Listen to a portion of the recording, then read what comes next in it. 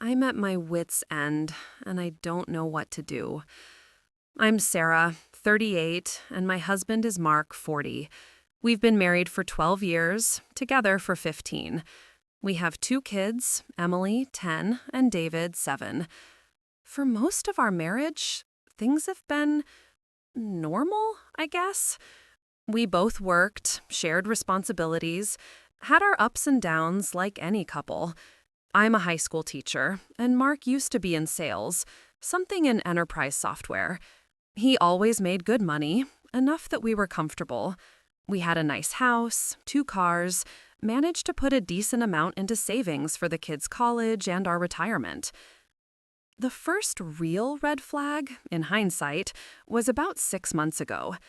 Mark started getting really cagey about work. He'd come home later, but his stories about client meetings or late-night calls just didn't ring true. He used to be pretty chatty about his day, even if it was just complaining about his boss, but he just stopped. He'd just grunt if I asked how work was.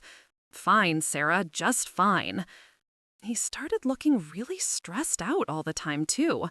Dark circles under his eyes, snapping at the kids over little things. He even started picking fights with me more often, usually about nothing. Like, I'd ask him to take out the trash, and he'd just explode, yelling about how I treat him like a servant. It was totally out of character. I just chalked it up to work stress, maybe a demanding new project. He kept telling me everything was under control. Boy, was I wrong. Things went from weird tension to immediate chaos last Friday. I usually handle all the day-to-day bills from my account, but Mark manages the long-term savings, the big chunk we were saving for a down payment on a beach condo someday. We have a joint savings account for that, but the monthly statements usually go to his old private email. I never really bothered looking because I trusted him. Completely. Stupid, right? Last Thursday, our 10-year-old, Emily, had a sudden need for an expensive graphing calculator for an advanced math class. I figured I'd just pull the $200 from our main savings to cover it, since the checking account was a little low until my next payday. I called the bank, SunTrust if anyone cares, and asked the teller, a really nice woman named Jessica, if she could transfer the money. Jessica put me on hold for a second. When she came back, her tone was suddenly clinical. She asked me to confirm the account number. I read it off the debit card Mark uses for the savings. She confirmed the number, and then she said, "Ma'am, I'm showing a balance of $87.23. I thought there was a mistake, a massive bank error mistake.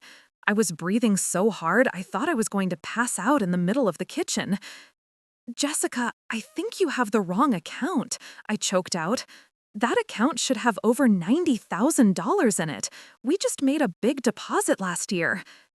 She checked again, and then told me the last major withdrawal was a single, massive wire transfer 2 weeks ago for $85,000. The recipient was listed as the Golden Wheel Casino, Las Vegas. I dropped the phone. It clattered on the tile floor. $90,000. Gone. Not just our savings, but the security we had built for our future. I managed to hang up and immediately logged into his laptop, which he had carelessly left open, probably because he was rushing. He was supposed to be at a meeting that night. I didn't find anything related to the bank, but I found the receipts. He wasn't working. He hadn't been working for almost 8 months. He got fired for poor performance and attendance. And tucked away in his downloaded files was a calendar that wasn't a work schedule. It was a flight tracker, showing trips to Nevada nearly every weekend for the last 5 months. Mark finally walked in around 11 p.m. I was sitting at the kitchen table, which was usually covered in kids' homework, but was now pristine, except for his laptop and my phone with the bank statement pulled up. The moment he opened the door, he looked rough. He was unshaven, tie loosened, and he reeked of cheap cologne and stale cigarette smoke. He hasn't smoked since college. He saw the laptop screen and instantly froze. His face went pale, like a curtain dropping. "Sarah, what the hell are you doing up?" he mumbled, trying to sound annoyed, trying to take control. I didn't even stand up. I just stared at him. "Don't you dare try that grumpy routine with me, Mark. Where have you been tonight? No, don't tell me client dinner. Where have you really been?" He took a step back. "I told you, a late meeting. Is there a problem? You look like you're about to have a heart attack over the water bill." He tried to snatch the laptop. I shouted at his hand away. $90,000, Mark! $90,000! The Golden Wheel Casino, Las Vegas, 2 weeks ago. I was yelling, but it wasn't a sustainable yell. It was the sharp, panicked sound of pure devastation. "You got fired 8 months ago. You lied to me. You've been going to Vegas? What were you doing? Playing slots? Blackjack? Where is the money?" He stood there, silent for a long moment. Then the lies started. "It's a mistake, Sarah. It's a transfer for a business opportunity, a silent partner thing. Very high risk, high reward. It was through a casino-linked investment group. I was trying to double it for us, for the kids." "Oh, a casino-linked investment group? That's what you told Jessica at SunTrust when you wired every cent of our savings? And you lied about being unemployed for 8 months because of this amazing, secretive investment?" The moment I mentioned the firing, his facade crumbled, but his anger flared up to cover the shame. "Look, you just wouldn't have understood, Sarah. You're so careful. I needed a win. I needed a break. Yes, I was in Vegas. And yes, I was playing. But I almost had it. If I'd just stayed for one more roll, I could have put it all back, and you never would have known. I was trying to save us. I knew the company was going to fire me. I was a failure, and I was trying to fix it." He kept lying, spinning this pathetic yarn about being a hero who almost made millions. But the truth was out. He was unemployed, he was gambling, and he had wiped us out. When I asked him where he got the money for all those trips and hotels, he just humbled something about using his severance package and racking up credit card debt. He tried to grab me, probably for a pity hug or maybe to try to initiate sex to distract me. But I shoved him hard. The smell of betrayal was too strong. After I shoved him away, the yelling just stopped. The sudden quiet was deafening. It felt like the air had been sucked out of the house. I wasn't angry anymore. I was just completely, utterly hollow. I didn't scream. I just started weeping. The silent, chest-heaving kind of crying that makes your throat ache. $90,000. That was college tuition for Emily. The safety net if one of us got sick. The down payment that meant we weren't renters for life if something went wrong with the house. Mark didn't just spend money. He incinerated our future security and the trust I had built this whole life upon. He kept trying to touch me, hovering. "Sarah, please, don't cry. We can fix this. I have skills. I'll get a job. We'll start over. It's just money." "It's just money?" I finally asked, my voice barely a rustle. "No, Mark. It was the last 15 years of us being a team. It was the proof that I could sleep at night, knowing my children were covered. And you put it all on red or black, chasing some pathetic fantasy because you couldn't handle being a grown-up who got fired." I walked away from the kitchen table and into the living room, collapsing onto the sofa. I felt waves of nausea. It wasn't just the money. It was the months of lying. Every single night he came home grumpy. every argument he started, every time I offered him sympathy for his stressful job. It was all a facade, covering up the fact that he was a compulsive gambler and a serial liar. For about an hour, I just lay there, paralyzed. I moved from crushing shock to incandescent rage, then back to profound sadness. I kept thinking about the look in his eyes when he finally admitted the truth, even though he immediately tried to justify it. There was no remorse for us, only for getting caught. That was the punchline that finally broke me. The man I married was gone, replaced by this bitter, desperate man. He even blamed me at one point. If you had just been more supportive, maybe I wouldn't have felt like I had to prove myself this way. I realized that night that I wasn't just grieving the money, I was grieving the end of my marriage as I knew it. The next morning was Saturday, and the kids were instantly aware something was terribly wrong.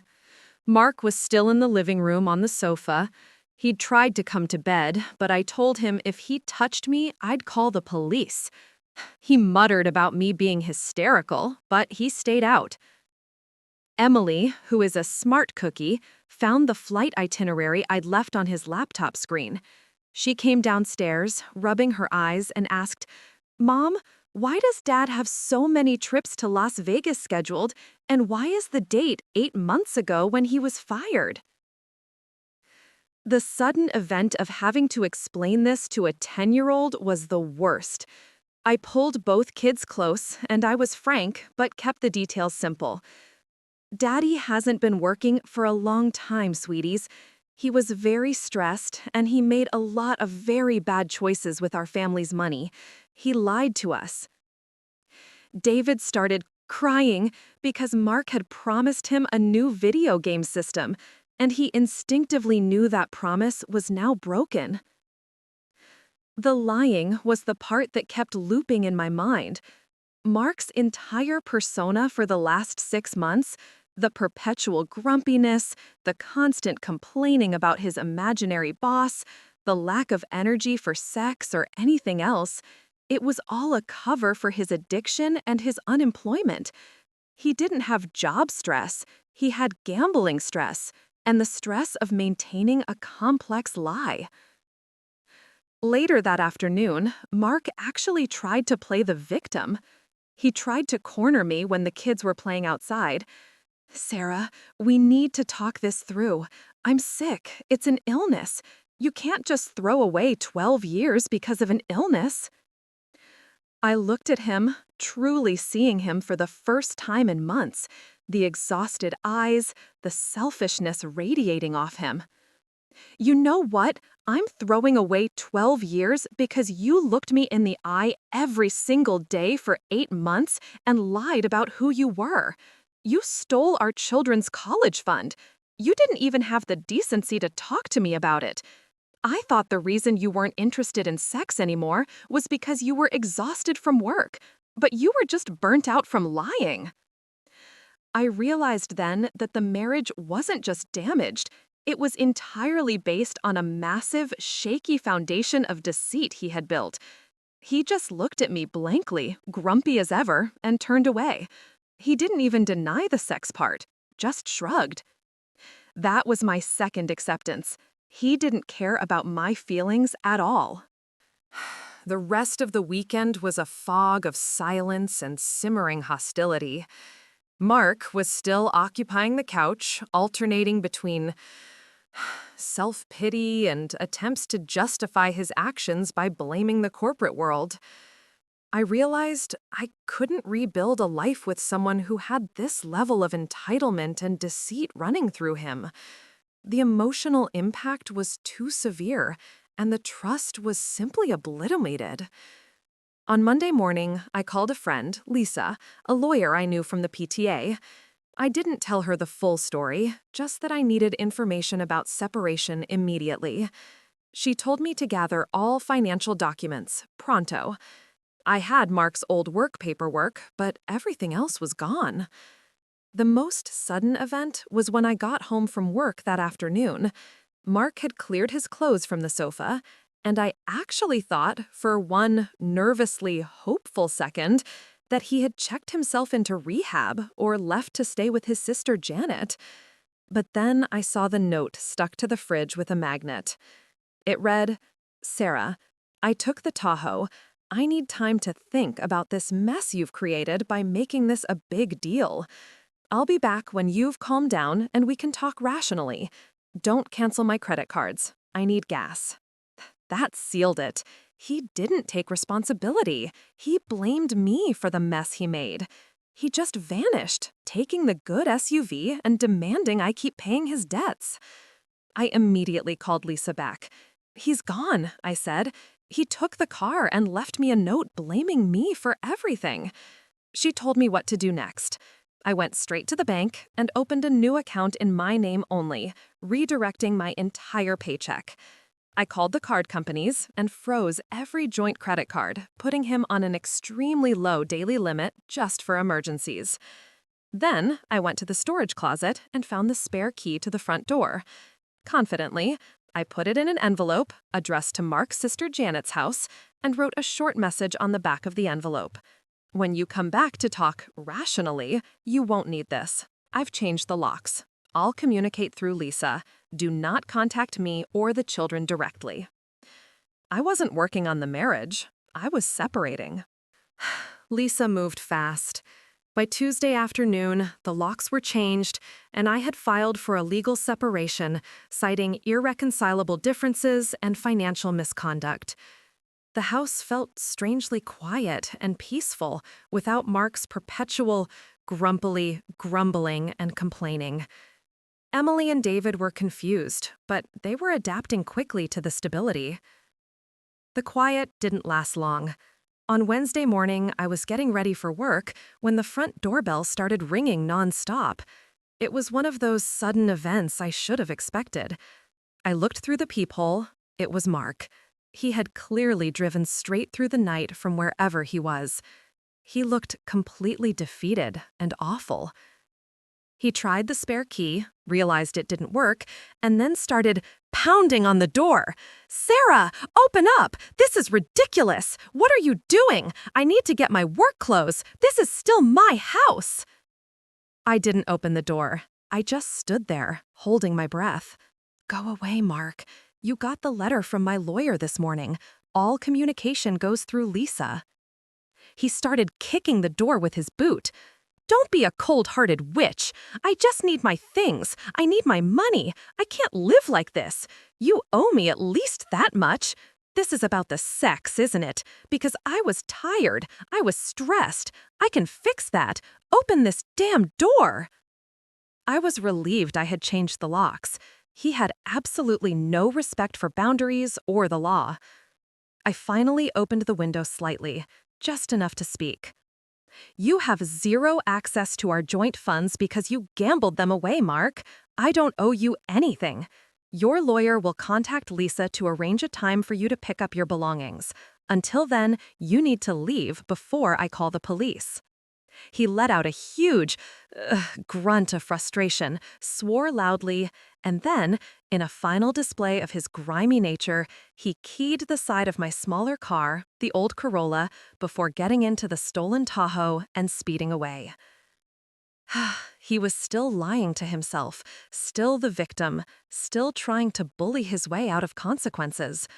But for the first time in months, I felt an incredible sense of control. The house was mine, and our peace was worth more than the $90,000 he lost. Lisa moved fast. By Tuesday afternoon, the locks were changed, and I had filed for a legal separation, citing irreconcilable differences and financial misconduct. The house felt strangely quiet and peaceful without Mark's perpetual, grumpily grumbling and complaining. Emily and David were confused, but they were adapting quickly to the stability. The quiet didn't last long. On Wednesday morning, I was getting ready for work when the front doorbell started ringing nonstop. It was one of those sudden events I should have expected. I looked through the peephole. It was Mark. He had clearly driven straight through the night from wherever he was. He looked completely defeated and awful. He tried the spare key, realized it didn't work, and then started pounding on the door. "Sarah, open up! This is ridiculous! What are you doing? I need to get my work clothes. This is still my house!" I didn't open the door. I just stood there, holding my breath. "Go away, Mark. You got the letter from my lawyer this morning. All communication goes through Lisa." He started kicking the door with his boot. "Don't be a cold-hearted witch. I just need my things. I need my money. I can't live like this. You owe me at least that much. This is about the sex, isn't it? Because I was tired. I was stressed. I can fix that. Open this damn door." I was relieved I had changed the locks. He had absolutely no respect for boundaries or the law. I finally opened the window slightly, just enough to speak. "You have zero access to our joint funds because you gambled them away, Mark. I don't owe you anything. Your lawyer will contact Lisa to arrange a time for you to pick up your belongings. Until then, you need to leave before I call the police." He let out a huge grunt of frustration, swore loudly, and then, in a final display of his grimy nature, he keyed the side of my smaller car, the old Corolla, before getting into the stolen Tahoe and speeding away. He was still lying to himself, still the victim, still trying to bully his way out of consequences. But for the first time in months, I felt an incredible sense of control. The house was mine, and our peace was worth more than the $90,000 he lost.